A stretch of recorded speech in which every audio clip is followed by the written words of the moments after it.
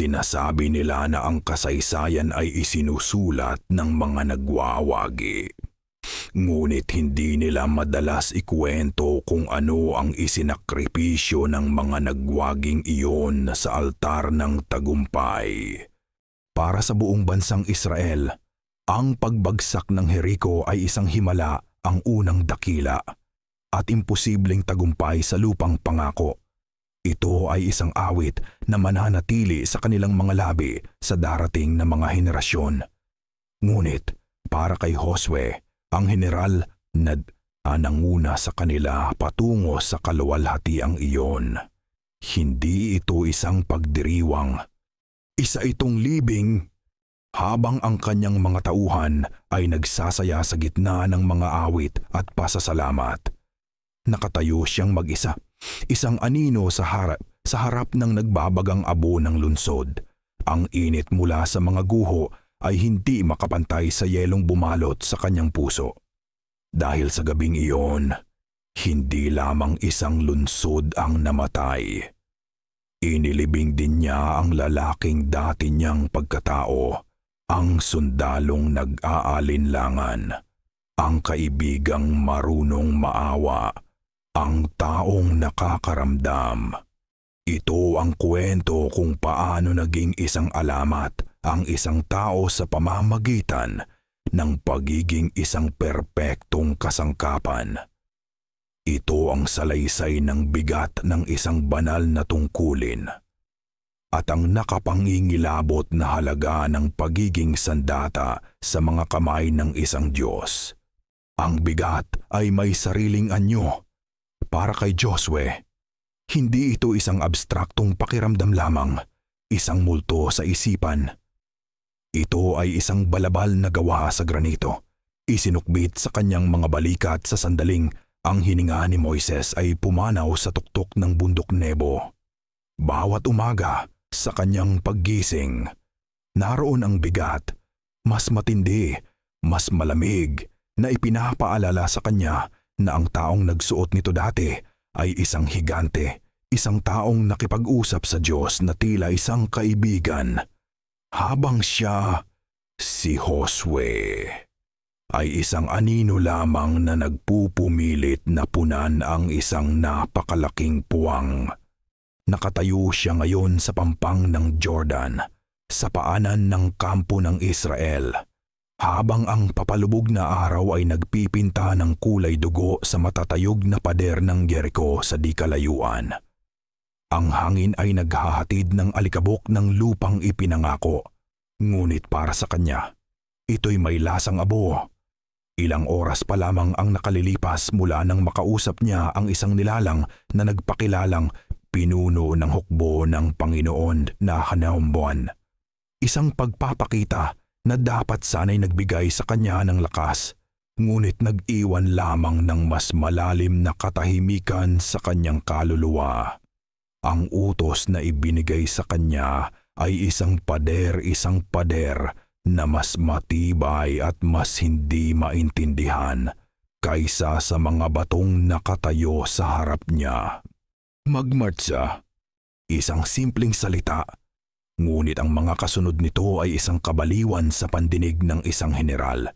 Magmartsa paikot sa lungsod, isang beses sa isang araw, sa loob ng 6 na araw, at sa ikapitong araw, 7 beses.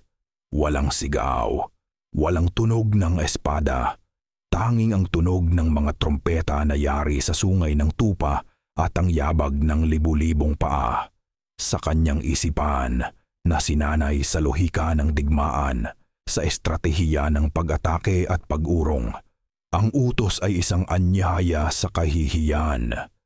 Isang pagpapakita ng kahinaan, isang paglalantad ng kanilang mga mandirigma sa mga pana at sibat mula sa itaas ng mga pader.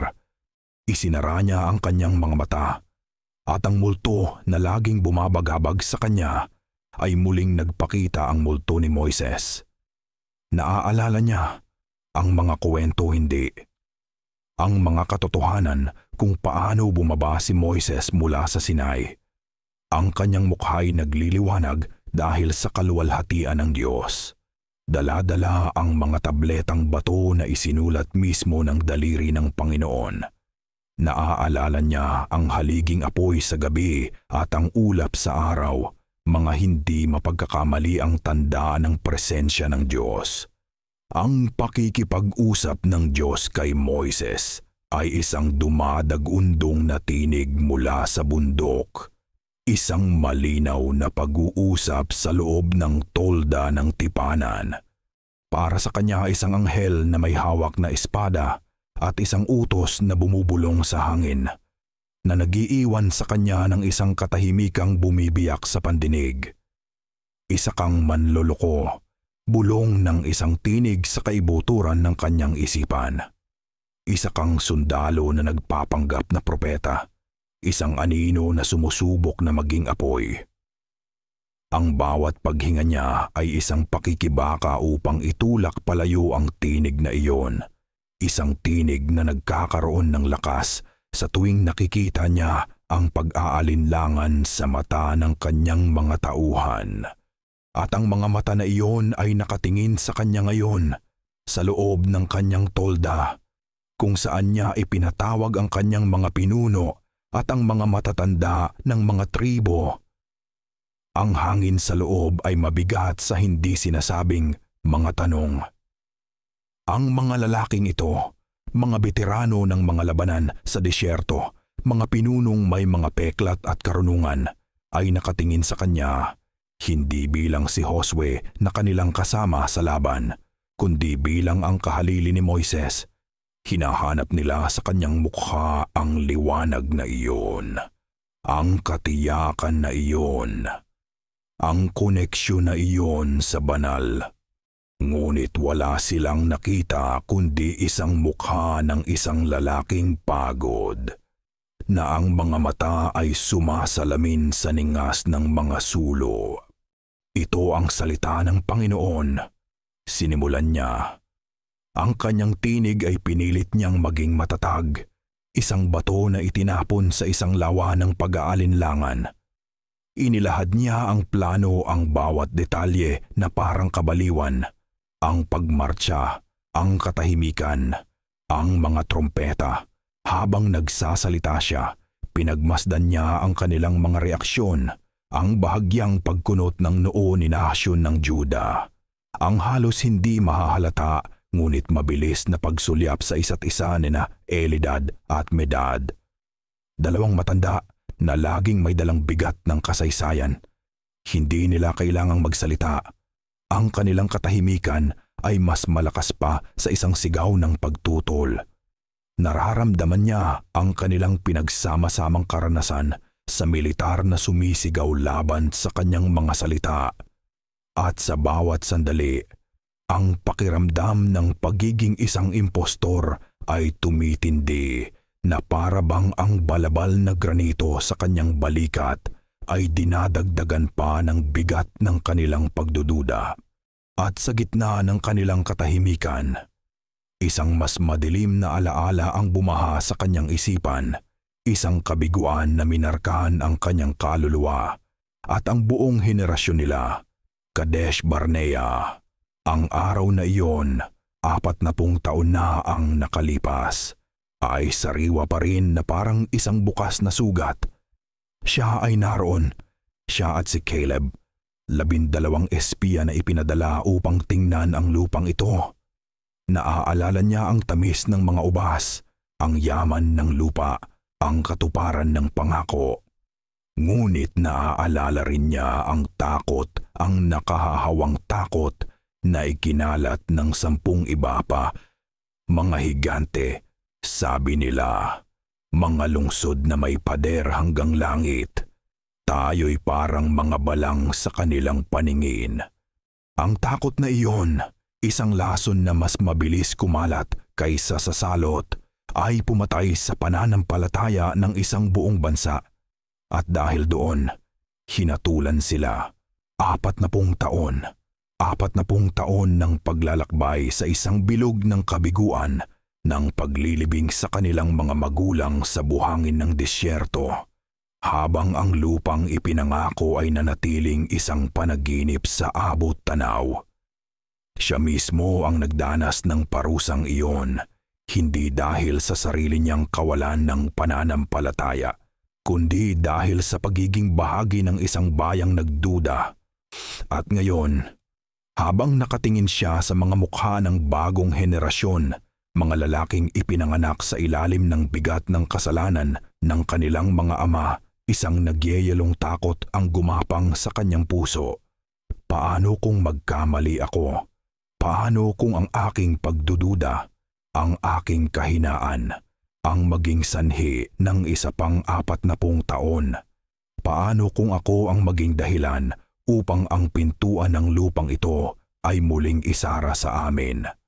Ang pagpupulong ay natapos sa isang mabigat na pagsang-ayon, isang pagsunod na ipinanganak sa disiplina, hindi sa pananalig. Habang nagsisialisan sila, naiwan siyang mag-isa kasama si Caleb, ang tanging tao na ang mga mata ay hindi nagtataglay ng anino ng pag-aalinlangan. Si Caleb, na ang buhok ay puti na ngunit ang pananampalataya ay kasing tigas pa rin ng mga bato ng Hebron, ay lumapit at ipinatong ang isang kamay sa kanyang balikat. Ang bigat ng kamay na iyon ay isang kaibigan, ngunit para kay Josue, ito'y isa pang paalala ng kanyang pasan. Ang Diyos na nagbukas ng dagat na pula ay siya ring Diyos na gigiba ng mga pader na iyan. Josue, sabi ni Caleb, ang kanyang tinig ay kalmado at puno ng katiyakan. Kung paanong siya'y sumama kay Moises, siya rin ay sumasa iyo. Ang mga salitang iyon, na dapat sana'y maging balsamo, ay naging parang mga karayom. Kung paanong siya'y sumama kay Moises, doon na naman ang paghahambing, ang pamantayan na hindi niya kailanman maaabot. Tumingin si Josue sa kanyang matandang kaibigan, at sa isang sandali ng kahinaan, hinayaan niyang makita ni Caleb ang isang bahagi ng unos sa kanyang kalooban. Ngunit hindi siya nakikipag-usap sa akin tulad ng pakikipag-usap niya kay Moises. Caleb, halos pabulong na sabi ni Josue. Ang mga salita ay tila ninakaw mula sa kanyang lalamunan. Sa kanya, siya ay isang malinaw na tinig. Sa akin, siya ay isang katahimikan at isang utos na sumusubok sa aking katinuan. Paano ko sila mapangungunahan sa isang laban na kahit ako mismo ay hindi maintindihan? Paano ako magiging liwanag nila kung ako mismo ay naglalakad sa dilim? Ngumiti si Caleb, isang nangiting malungkot, ngunit matatag. Marahil, Josue, ang pananampalataya na hinihingi sa iyo ay mas mahirap kaysa sa hinihingi kay Moises. Siya ay sumunod sa isang haliging apoy. Tayo, kailangan nating sumunod sa isang alaala ng apoy na iyon. Ang ating pagsubok ay ang magtiwala kahit wala na ang nakikitang tanda. At ikaw, kaibigan ko, ang napili upang pangunahan kami sa pagsubok na iyon. Umalis si Caleb. Naiwan si Josue sa malamig na hangin ng gabi. Ang mga salita ng kanyang kaibigan ay hindi nagpagaan sa kanyang pasanin. Sa halip, binigyan nito ng pangalan ang kanyang pagdurusa. Siya ang tulay sa pagitan ng isang henerasyon ng mga himala at isang henerasyon ng digmaan. Siya ang pinuno na kailangang magkaroon ng pananampalataya ng isang propeta habang ginagamit ang kamay ng isang sundalo. At sa gabing iyon, sa harap ng isang lungsod na hinatulan, sa ilalim ng mga bituin na tila mga malamig na mata ng tadhana, naramdaman ni Josue ang buong bigat ng kanyang kalagayan.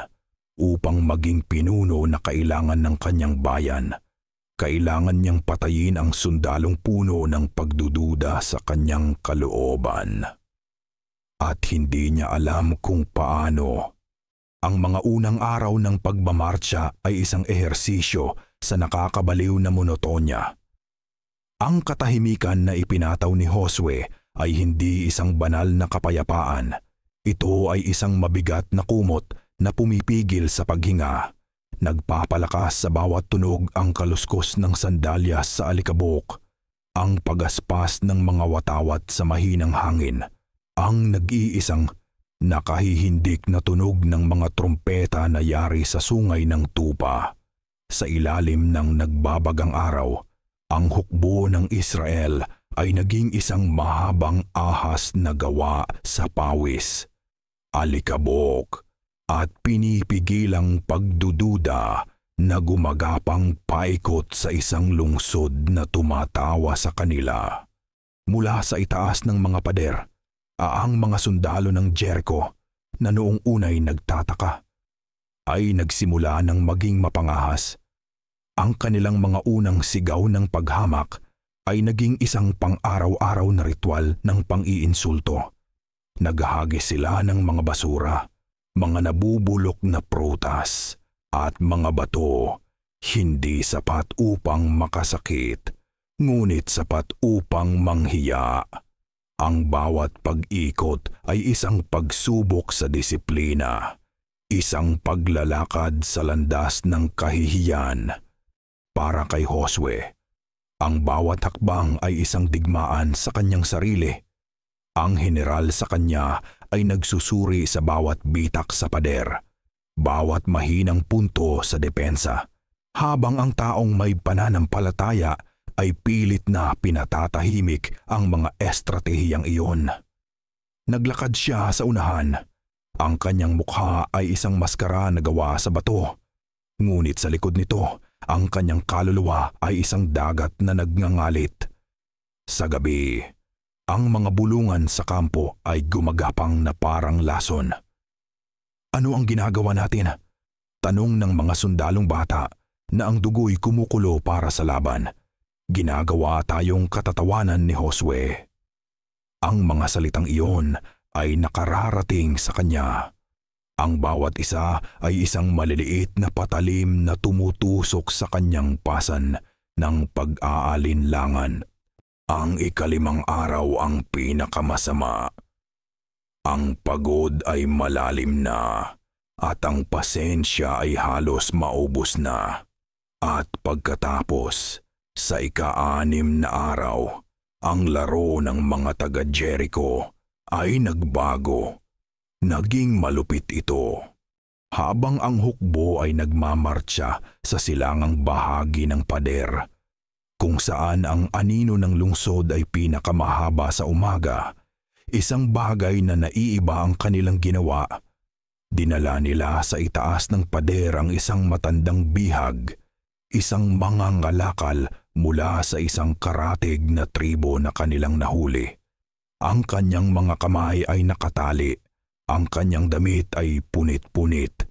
Isang commander ng Jericho, isang malaking lalaki na may peklat sa mukha, ang humila sa matanda sa gilid at habang nakatingin ng diretso kay Josue, itinaas niya ang isang patay na baboy, isang hayop na karumal-dumal sa mga Israelita, at ipinahid ang dugo nito sa mukha ng matanda. Ito ang inyong Diyos, sigaw ng commander. Ang kanyang tawa ay umaling-aungaw sa kapatagan.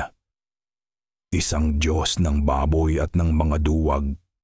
Isang kolektibong hininga ng galit ang narinig mula sa hanay ng mga Israelita.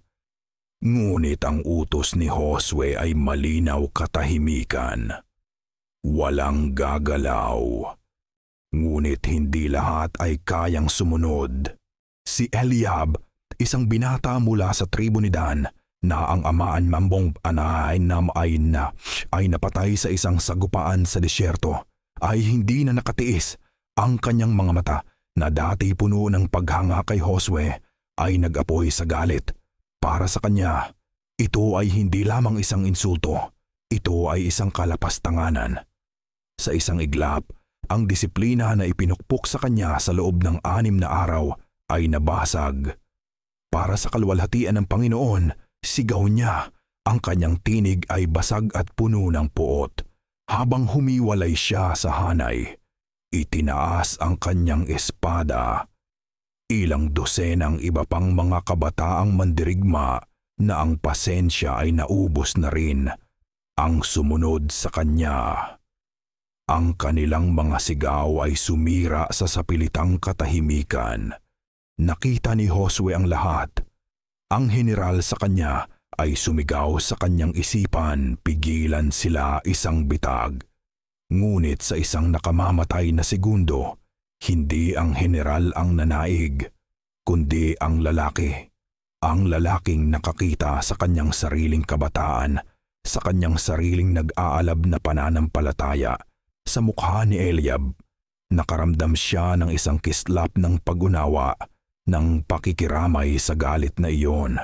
Ang kanyang bibig ay bahagyang bumuka upang sumigaw ng utos na huminto. Ngunit nag-atubili siya. Isang pagtibok ng puso, isang pag-aatubili na ipinanganak sa habag. At huli na ang lahat. Iyon pala ang hinihintay ng commander ng Jericho.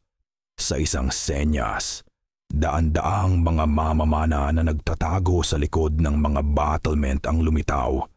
Ang langit ay biglang nagdilim sa isang ulan ng mga pana.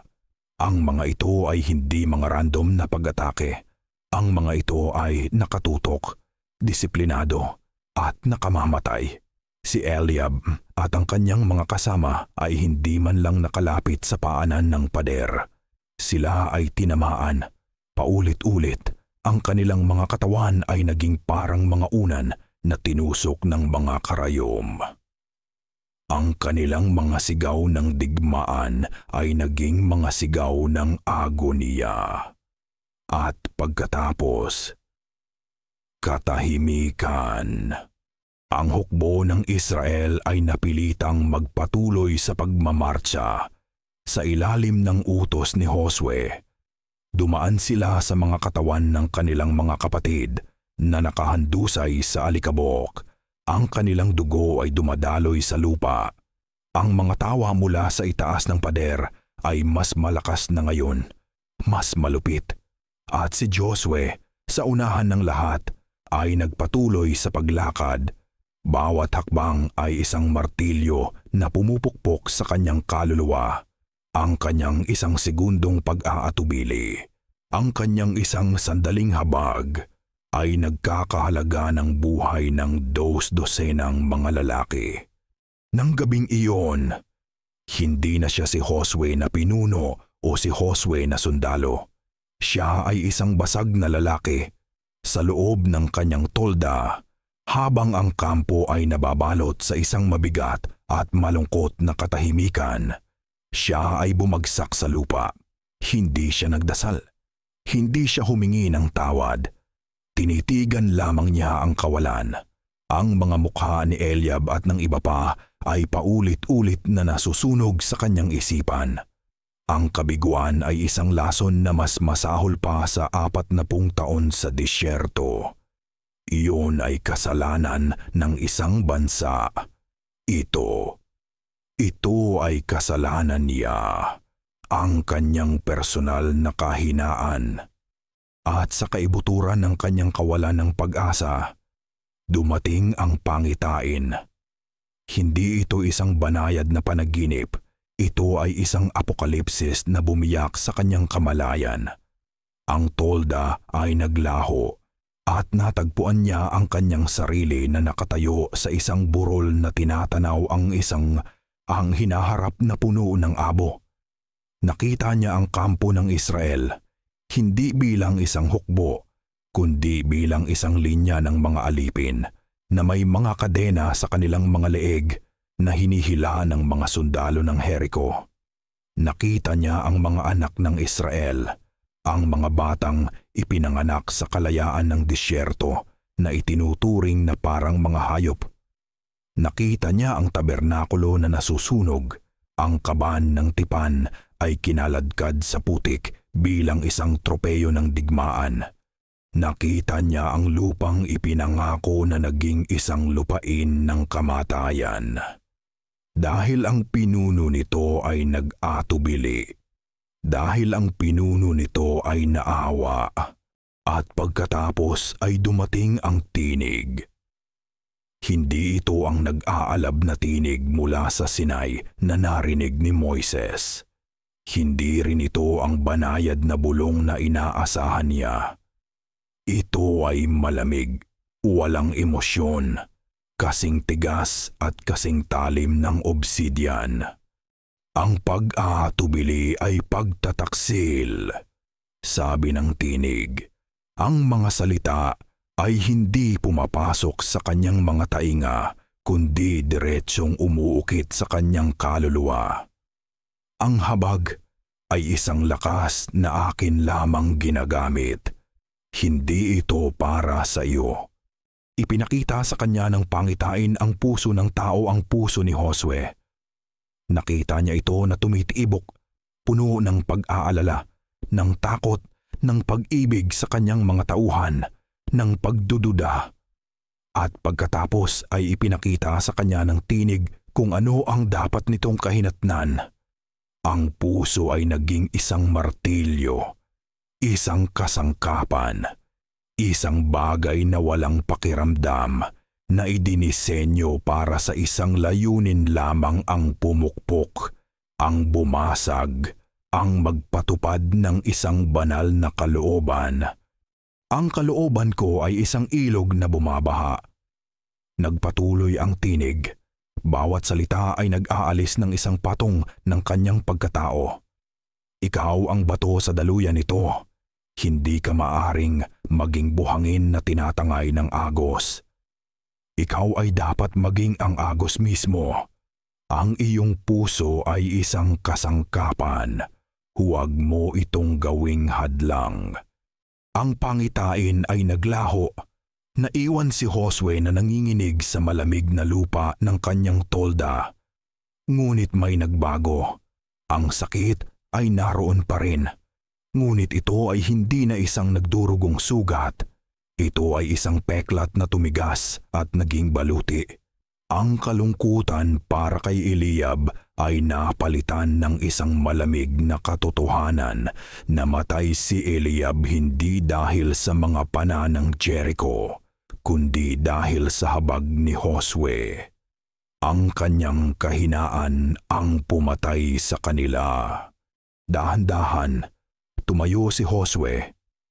Ang pagyuko sa kanyang mga balikat, ang bigat ng pagiging impostor, ay nawala. Napalitan ito ng isang nakatatakot na katatagan.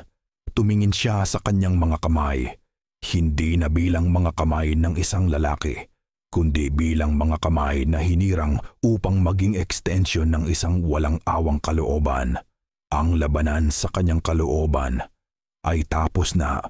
Ang lalaking si Josue, ang taong nag-alinlangan, ang taong naawa, ang taong natakot na maging anino ni Moises ay namatay sa sahig ng toldang iyon.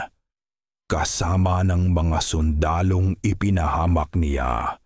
Ang bumangon ay ibang nilalang, isang simbolo, isang sandata. Ang luha sa kanyang mga mata ay natuyo at ang naiwan ay isang kislap na parang yelo. Lumabas siya ng kanyang tolda sa dilim bago mag-umaga. Ang gabi ay malamig, ngunit hindi niya ito naramdaman. Tumingala siya sa mga pader ng Jericho, hindi na bilang isang hadlang na dapat pagtagumpayan, kundi bilang isang bagay na nakatakda ng mawasak. Ang tanong ay hindi na paano, kundi kailan. Ang habag ay isang luho na nagdulot ng kamatayan. Ang pag-aalinlangan ay isang sakit na nagdulot ng kabiguan. Wala na siyang lugar para sa alinman sa dalawang iyon. Ang kanyang puso ay isa ng kasangkapan. At bukas, sa ikapitong araw, gagamitin niya ito. Ang bukang liwayway ng ikapitong araw ay hindi nagdala ng init. Sa halip, Isang malamig na katahimikan ang bumalot sa kampo. Isang katahimikan na mas malalim at mas nakatatakot kaysa sa sapilitang pagtitimpi ng mga nagdaang araw. Ito ang katahimikan ng isang puntod. At mula sa gitna nito, lumitaw si Josue. May nagbago sa kanya. Hindi na siya ang pinuno na may pasan ng isang balabal na granito. Ngayon, siya na mismo ang granito. Ang kanyang mga balikat ay tuwid. Ang kanyang likod ay parang isang haliging bakal. Ang pag-aatubili sa kanyang mga galaw ay napalitan ng isang tiyak at walang emosyong layunin. Ngunit, ang pinakamalaking pagbabago ay nasa kanyang mga mata. Ang dating ulap ng pagdududa at pagdurusa ay naglaho. Ang naiwan ay 2 piraso ng batong kiskisan. Malamig, matalim, at sumasalamin lamang sa liwanag nang hindi ito pinapapasok. Nagpatawag siya ng isang pulong bago pa man sumikat ang araw. Ang mga parehong pinuno at matatanda na nakasaksi sa kanyang pag-aalinlangan ay muling nagtipon sa kanyang tolda. Ngunit ngayon, ang hangin ay hindi na mabigat sa pagdududa. Ito ay mabigat sa takot at kalungkutan. Ang mga mukha nila ay guhitan ng pagod at ng kahihiyan sa nangyari kahapon. Sila ay mga sirang lalaki na naghahanap ng kasagutan o kaaliwan. Ngunit, ang lalaking nakatayo sa harap nila ay walang maibibigay na alinman sa dalawa. Tinitigan sila ni Josue, isa-isa. Ang kanyang tingin ay hindi nagtatanong o naghahanap ng suporta. Ito ay nagsusuri, tumatagos, na para bang tinitimbang niya ang bawat isa. Hindi bilang isang tao, kundi bilang isang kasangkapan kung ito ba'y matibay pa o basag na. Sa wakas, si Nahshon, ang matapang na pinuno ng tribo ng Huda, ang siyang unang nagsalita. Ang kanyang tinig na dati dumadagundong ay ngayon ay basag at puno ng pighati. Josue, Anya, hindi na natin ito maaaring gawin. Ang mga puso ng ating mga tauhan ay nawasak na. Ang magmarcha muli ngayon. Pagkatapos ng kahapon, ito ay isang pagpapakamatay ng espiritu. Ipinapain natin ang ating mga sarili sa kahihiyan at ang ating mga mandirigma ay namamatay ng walang laban. Hindi kumurap si Josue, hindi siya gumalaw. Hinayaan niyang mamatay ang mga salita ni Nahshon sa mabigat na hangin. Pagkatapos, nagsalita siya. Ang kanyang tinig ay nagbago rin. Wala na ang init. Wala na ang pakiusap. Ito ay malamig, patag, at kasing talim ng gilid ng isang bagong hasang espada. Namatay sila kahapon, sabi ni Josue. Ang bawat salita ay isang hiwalay na bato. At alam ko kung bakit. Tumigil siya. Hinayaang tumagos ang bigat ng kanyang pag-amin. Ang pag-aalinlangan ay nagdulot ng kamatayan. Pagpapatuloy niya, ang kanyang mga mata ay nakatuon sa kawalan. Ang habag ay nagdulot ng kamatayan. Ang pagsuway sa isang malinaw na utos ay nagdulot ng kamatayan. Ibinalik niya ang kanyang tingin sa kanila. Ang tingin na iyon ay nagyeyelo. Ang kasalanan ay hindi sa kanila. Ito ay sa akin. Ang aking pag-aatubili ang nagbigay daan sa kanilang pagsuway. Ang aking habag ang nagbigay lakas sa kanilang galit. Ang kahinaan na iyon ang siyang pumatay sa kanila. Ang kahinaan na iyon ay naitama na. Isang nakabibinging katahimikan ang sumubunod. Walang sino man ang nangahas na huminga. Inaasahan nila ang isang paliwanag, isang paghingi ng tawad, isang talumpati ng pag-asa. Sa halip, natanggap nila ang isang malamig at brutal na pagsusuri na inihatid ng walang bahid ng emosyon. Ito ay nakatatakot. Inilatag ni Josue ang isang mapa sa mesa. Ang kanyang mga daliri ay hindi nanginginig. Ito ang mangyayari ngayon, sabi niya. Ang kanyang tinig ay isang utos, hindi isang mungkahi. Magmamartsa tayo, hindi isang beses, 7 beses. Ang mga pari ay nasa unahan, ang kaban ay susunod, ang mga mandirigma ay nasa likuran, ang katahimikan ay magiging ganap. Walang bulong, walang buntong hininga. Walang tunog maliban sa mga trompeta at sa ating mga yapak. Tumingin siya sa kanilang lahat. Sa ikapitong pag-ikot, sa aking hudyat, hihipan ng mga pari ang mga trompeta sa isang mahabang tunog. At pagkatapos, sisigaw kayo. Sisigaw kayo na parabang ang sigaw na iyon lamang ang magliligtas sa inyo. Dahil iyon ang katotohanan. At ang mga pader ay babagsak.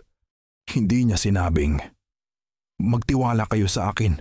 Hindi niya sinabing, ito ang kalooban ng Diyos. Inilahad niya ito bilang isang katotohanan. Isang bagay na hindi na mapag-uusapan. Kasing tiyak ng pagsikat ng araw. Ang kanyang awtoridad ay hindi na nagmumula sa posisyon na kanyang minana mula kay Moises. Ito ay nagmumula ngayon sa isang lugar na mas madilim, mas matatag, isang lugar na walang puwang para sa debate. Ang mga pinuno na kanina lamang ay handa ng sumuko ay napatingin lamang sa kanya. Ang kanilang pagtutol ay natunaw, napalitan ng isang pinaghalong pagkamangha at takot. Ang lalaking ito ay hindi na ang Josue na kanilang kilala. Ito ay isang bagay na iba. Isang puwersa na hindi nila kayang labanan. Tumango sila, isa-isa. Ang pagsunod ay tahimik at ganap.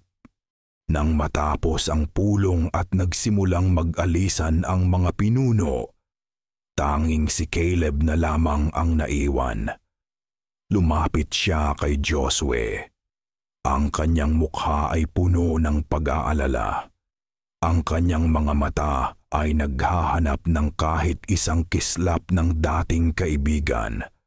Josue, mahinang sabi ni Caleb. Ang kanyang tinig ay puno ng init na ganap na kabaligtaran ng nagyeyelong hangin sa tolda. Kaibigan ko, anong nangyari sa iyo? Nararamdaman ko ang bigat sa iyong espiritu. Huminto si Josue. Ngunit hindi siya lumingon. Ang kanyang likod ay nanatiling isang pader. Ang bigat ay nawala na. Sagot niya, ang kanyang tinig ay hindi nagbabago.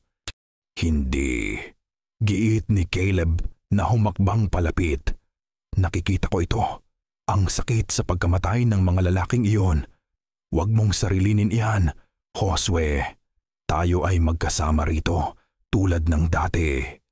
Inabot niya ang kanyang kamay upang hawakan ang balikat ni Josue. Isang kilos na ginawa na niya ng libu-libong beses sa loob ng 40 taon. Sa pagkakataong iyon, lumingon si Josue. At si Caleb ay napaatras na parabang nasampal.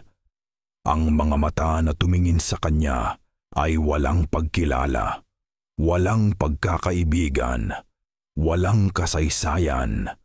Ang mga ito ay mga mata ng isang estranghero. Malamig, malayuin, ganap na sarado. Ang lalaking iyon ay namatay kahapon, kasama ng mga sundalong ipinahamak niya. Sabi ni Josue, ang bawat salita ay isang patak ng yelo. Napaawang ang bibig ni Caleb. Ang sakit sa mga salitang iyon ay mas matindi pa sa isang saksak ng espada. Josue. Wala nang lugar para sa mga kaibigan. Caleb. Pinutol siya ni Josue. O para sa mga kapatid, o para sa habag, ang mga iyon ay mga luho na nagdulot ng kamatayan. Ngayon, mayroon lamang misyon, mayroon lamang mga utos, at mayroon lamang mga sundalo na sumusunod. Mayroong isang huling, desperadong pakiusap sa mga mata ni Caleb. Ngunit sino ang magpapasan nito? Sino ang aalo sa pinuno? Sa unang pagkakataon, isang bagay na parang emosyon ang dumaan sa mukha ni Josue. Isang mabilis na anino na kasing lamig ng libingan. Walang sinuman, sagot niya. Iyon ang halaga. Pagkasabi noon, tumalikod si Josue at lumabas ng tolda. Iniwan si Caleb na nakatayo roon. Ang kanyang kamay ay nakabitin pa rin sa hangin. Naramdaman ni Caleb ang isang malalim na kalungkutan. Sa sandaling iyon, naunawaan niya, upang iligtas ang Israel, si Josue ay nagsakripisyo. Ngunit ang isinakripisyo niya ay hindi isang hayop sa altar. Ang isinakripisyo niya ay ang kanyang sarili. Ang kaluluwa ng kanyang kaibigan ay ang naging halaga para sa kanilang tagumpay. At sa katahimikan ng umagang iyon, habang ang tunog ng mga trompeta ay nagsisimula ng tumawag sa hukbo, alam ni Caleb na habang sinusunod niya si Josue patungo sa tagumpay, sinusundan din niya ang isang lalaking ganap at lubos na nag-iisa. Ang katahimikan bago ang sigaw ay isang sandata mismo. Matapos ang ikapitong pag-ikot sa ilalim ng matinding sikat ng araw sa katanghalian, huminto ang buong Israel. Ang alikabok na kanilang tinaas ay dahan-dahang bumagsak. Ang hangin ay hindi gumagalaw. Maging ang mga sundalo sa pader ng Jericho na kanina'y walang tigil sa pang-iinsulto ay natahimik na rin. Ang kanilang paghamak ay napalitan ng isang hindi maipaliwanag na takot. Sa gitna ng libu-libong katao na pinipigil ang kanilang paghinga, nakatayo si Josue, isang estatwa ng katahimikan. Siya ang sentro ng bagyo, ang mata ng unos. Itinaas niya ang kanyang kamay. Hindi ito isang kilos ng pagsamo o ng pag-uudyok. Ito ay isang simpleng senyas, kasing mekanikal ng pagpihit ng isang susi sa kandado. Bilang tugon, ang 7 pari ay nag-ipon ng hangin at hinipan ang kanilang mga trompeta. Ngunit sa pagkakataong ito, hindi ito ang maikli at ritmikong tunog ng mga nagdaang araw. Ito ay isang mahaba, nag-iisang nota, isang nakabibinging tunog na tila bumibiyak sa mismong kalangitan. Ito ay isang tunog na dalisay, primordial, na naglalaman ng lahat ng paglalakbay, lahat ng pagdurusa, lahat ng pangako. At habang ang tunog na iyon ay nakabitin sa hangin, ibinaba ni Josue ang kanyang kamay. Sigaw. Ang kanyang tinig ay hindi malakas, ngunit ito ay tumagos sa bawat puso, nagbukas ng isang dam na matagal nang nagpipigil, at ang Israel ay sumigaw. Hindi ito isang sigaw ng digmaan. Ito ay isang bagay na mas malalim. Ito ang sigaw ng 40 taon ng pagkaalipin sa disyerto. Ito ang pinagsama-samang pighati para sa isang henerasyong namatay nang hindi nakikita ang lupang ito. Ito ang pagkabigo. Ito ang pag-asa. Ito ang galit sa kanilang kahihiyan. Ito ang pananampalataya na ipinanganak mula sa kawalan ng pag-asa. Ito ay isang dagundong na hindi lamang galing sa lalamunan, kundi mula sa kaibuturan ng kanilang kaluluwa. Isang pisikal na puwersa, isang alon ng tunog na yumanig sa lupa. At ang mga pader ng Jericho ay tumugon. Hindi sila gumuho sa isang maingay na pagbagsak ng mga bato. Hindi sila nabiyak o nabasag. Sila ay lumubog, na parabang ang lupa mismo na sumusunod sa isang mas mataas na utos ay bumukas upang lunukin ang kasalanan at pagmamataas ng lungsod. Ang matatayog na pader, ang simbolo ng lakas ng tao, ay simpleng naglaho sa ilalim ng lupa na nag-iwan ng isang patag at malawak na daan patungo sa puso ng Jericho. Ang himala ay tahimik, mabilis, at ganap na nakapangingilabot. Sa isang iglap, ang hukbo ay natigilan, napanganga sa imposible. Ngunit si Josue ay hindi natigilan. Pasok ang kanyang sunod na utos. Kasing talim at kasing lamig ng nauna. Ang hukbo na ngayon ay kumikilos bilang isang nag-iisang nilalang na may isang mabinag-iisang kalooban ay sumugod pasulong. Sumugod sila sa ibabaw ng lupa kung saan dating nakatayo ang mga pader. Ang kanilang mga paa ay yumayapak sa lugar ng kanilang dating kahihiyan. Pinanood sila ni Josue. Mula sa kanyang kinatatayuan, nakita niya ang perpektong pagpapatupad ng isang plano. Ang kanyang mga mandirigma ay hindi mga bayani na nagmamadali tungo sa kaluwalhatian. Sila ay mga numero sa isang kalkulasyon ng digmaan, mga piraso sa isang tabla na gumagalaw ng may nakamamatay na katumpakan. Wala siyang naramdamang kagalakan.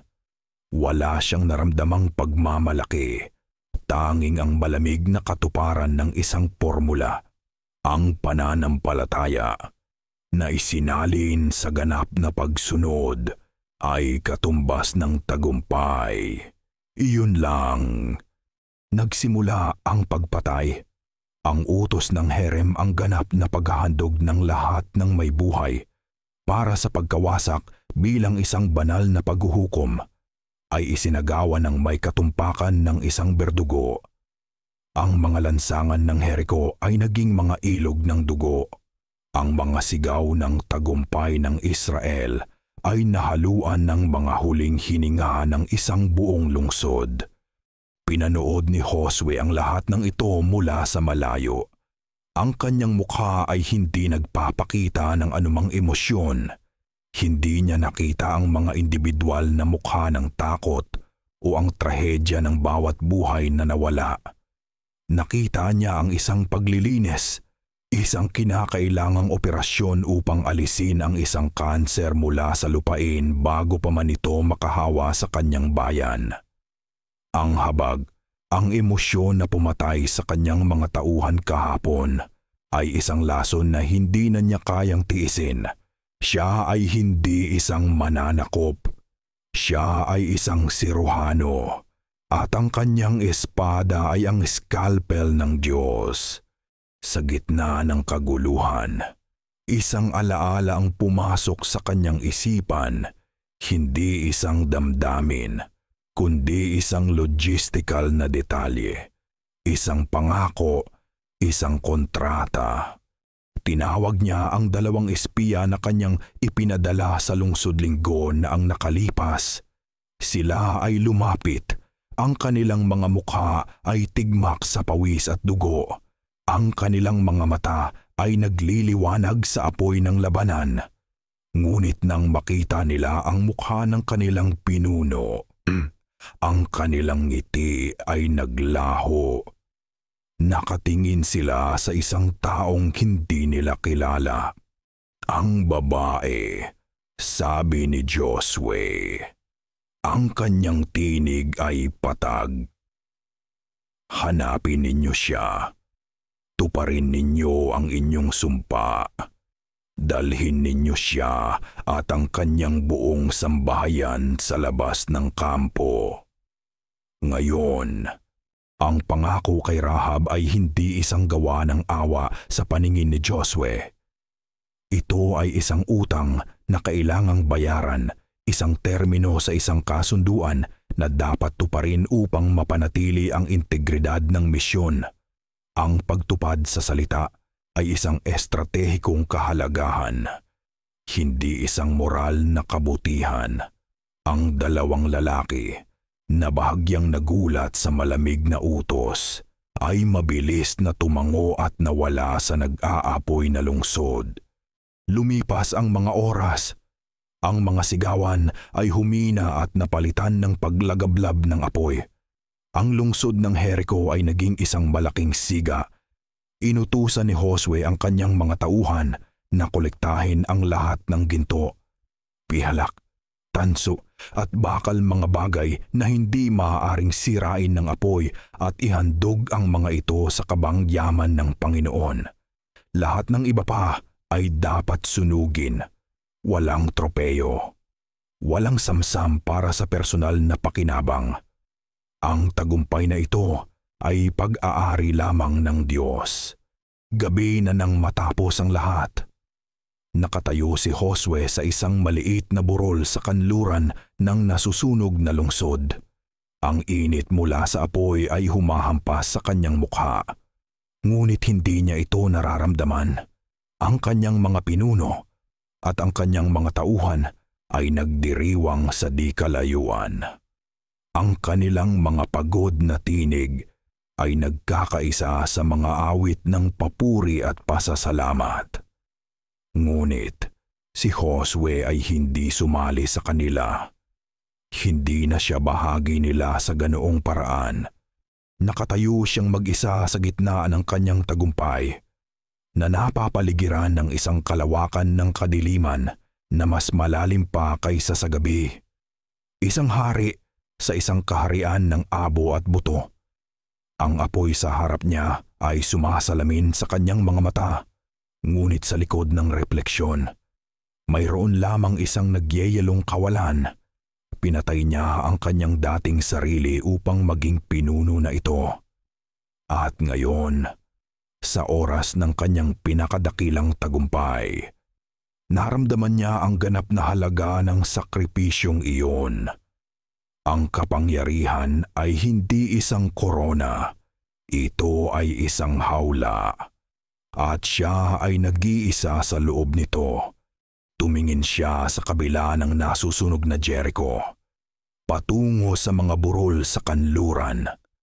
Ang kanyang isip ay hindi na naglalaro sa mga alaala ng nakaraan o sa bigat ng kasalukuyan. Automatiko na itong lumipat sa susunod na hakbang.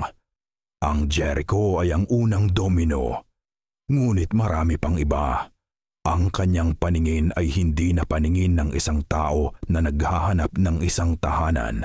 Ito ay paningin ng isang general na sumusuri sa isang mapa na kinakalkula ang mga distansya, mga supply, at mga posibleng paglaban. Ang lupang ipinangako ay hindi isang paraiso na dapat tanggapin. Ito ay isang serye ng mga militar na layunin na dapat makamit. Tinawag niya si Caleb at ang ilan sa kanyang mga pinagkakatiwalaang commander. Lumapit sila. Ang kanilang mga mukha ay nagpapakita ng paggalang at pagkamangha. Ngunit pinanatili nila ang kanilang distansya. Natutunan na nila. Hindi tumingin si Josue sa kanila. Ang kanyang mga mata ay nanatiling nakatuon sa kadiliman sa unahan. Ihanda ang mga tagamanman. Utos niya. Ang kanyang tinig ay walang anumang bahid ng pagod o tagumpay. Ito ay ang tinig ng isang proseso, ng isang makina na nagsisimula sa susunod nitong gawain. Ang AI ang susunod. Ang usok na pumailan lang mula sa Jericho sa loob ng isang araw at isang gabi ay nagsimula ng humupa. Nagiiwan ng isang itim na peklat sa lupa kung saan dating nakatayo ang isang palalong lungsod. Ang hangin ay mabigat sa amoy ng abo, sunog na kahoy, at isang hindi maikakailang amoy ng kamatayan. Sa kampo ng Israel, ang mga awit ng tagumpay ay napalitan na ng isang pagod, ngunit masayang paghahanda para sa susunod na araw. Ngunit si Josue ay wala roon. Nakatayo siyang mag-isa sa isang munting gulod, sa pagitan ng buhay ng kanyang kampo at ng kamatayan ng lungsod na kanyang winasak. Ang liwanag ng buwan ay nagbibigay ng isang maputlang kulay sa mga guho, na ginagawa itong parang mga buto ng isang dambuhalang kalansay. Para sa iba, ito ay isang monumento ng kapangyarihan ng Diyos. Para kay Josue, ito ay isang paalala, isang aralin na isinulat sa abo at dugo. Sa di kalayuan, malapit sa gilid ng kampo, pinagmamasdan siya ni Rahab. Siya at ang kanyang pamilya ay ligtas, nakaupo sa paligid ng isang maliit na apoy na ibinigay sa kanila ng mga Israelita. Ang kanyang ama ay nagdarasal sa isang Diyos na hindi pa niya lubos na kilala, habang ang kanyang ina ay mahigpit na yumayakap sa kanyang mga kapatid. Ngunit ang mga mata ni Rahab ay nakatuon sa nag-iisang figura sa burol. Ito ba ang pinuno ng mga lalaking nagligtas sa kanya? Ang lalaking iyon sa burol ay hindi mukhang isang tagapagligtas. Wala siyang ngiti ng tagumpay. Wala siyang kilos ng pasasalamat. Nakatayo lamang siya, hindi gumagalaw, na parabang siya ay bahagi ng tanawin. Kasing tahimik at kasing tigas ng mga bato sa kanyang paanan. Nakaramdam si Rahab ng isang ginaw na hindi dulot ng hangin ng gabi. Naunawaan niya na ang kanyang kaligtasan ay hindi dahil sa awa ng lalaking iyon. Ito ay dahil sa isang pangako, isang kasunduan na tinupad ng may parehong kawalang emosyon na ginamit sa pagwasak sa kanyang tahanan. Ang Diyos ng Israel, na pagtanto niya, ay isang Diyos ng mga kasunduan, ng apoy at ng bakal, at ang lalaking iyon sa burol ay hindi ang kanyang propeta. Siya ang kanyang espada. Nagsimulang maglakad si Josue, hindi pabalik sa kampo, kundi pababa patungo sa gilid ng mga guho. Naramdaman ng mga bantay ang kanyang paggalaw, at isang salita ang mabilis na kumalat. Dahan-dahan, ang mga tao ay nagsimulang magtipon sa likuran niya, na pinananatili ang isang magalang na distansya. Naramdaman nila na may isang huling bagay na kailangang gawin. Isang huling salita na kailangang sabihin upang isara ang kabanatang ito. Huminto si Josue sa mismong lugar kung saan dating nakatayo ang pangunahing tarangkahan. Itinaas niya ang kanyang kamay, hindi para sa katahimikan, dahil sila ay tahimik na, kundi upang kunin ang kanilang buong atensyon. Tumingin siya sa mga abo. Pagkatapos ay sa libu-libong mukha na nakatingin sa kanya. Naghihintay. At pagkatapos ay nagsalita siya. At ang kanyang mga salita ay hindi isang panalangin o isang pagdiriwang. Ito ay isang hatol, isang sumpa na inukit sa mismong hangin. Isinumpa sa harap ng Panginoon ang sinumang taong magtatangkang itayong muli ang lungsod na ito, ang Jericho. Ang kanyang tinig ay dumagundong sa katahimikan ng gabi. Bawat salita ay isang pait na pumuputok sa bato.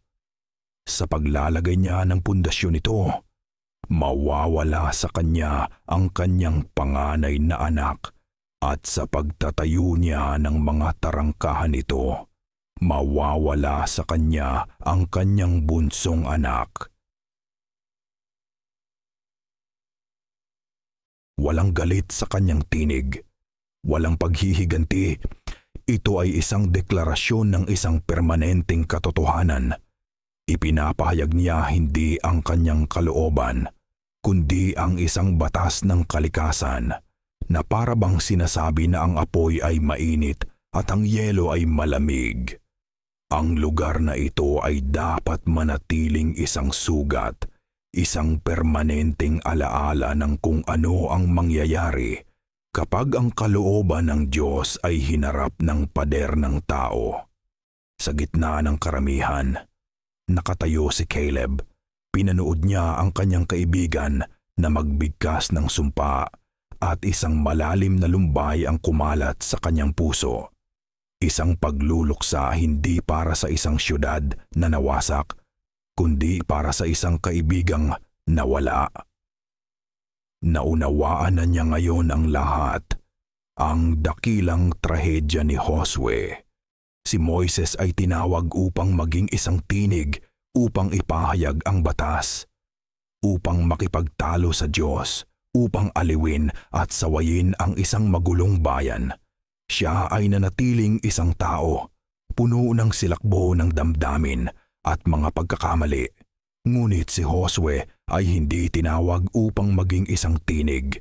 Siya ay tinawag upang maging isang kamay. Ang kamay na hahawak sa espada, ang kamay na wawasak, ang kamay na mag-aangkin, at ang isang kamay upang maging ganap na epektibo. Ay hindi maaaring manginig sa pagdududa. Hindi ito maaaring mag-atubili dahil sa habag. Hindi ito maaaring maparalisa ng takot. Upang maging perpektong kasangkapan, kinailangan ni Josue na alisin sa kanyang sarili ang lahat ng bagay na gumagawa sa isang tao na tao. Ang kanyang pag-ibig sa kanyang mga tauhan ay naging isang kahinaan na nagdulot ng kamatayan. Ang kanyang pagdududa ay isang lamat sa sandata. Ang kanyang pakikiramay ay isang kalawang sa talim. At kaya, isinakripisyo niya ang lahat ng iyon sa altar ng misyon. Ang dakilang aral ng Jericho, naunawaan ni Caleb, ay hindi lamang tungkol sa pananampalataya.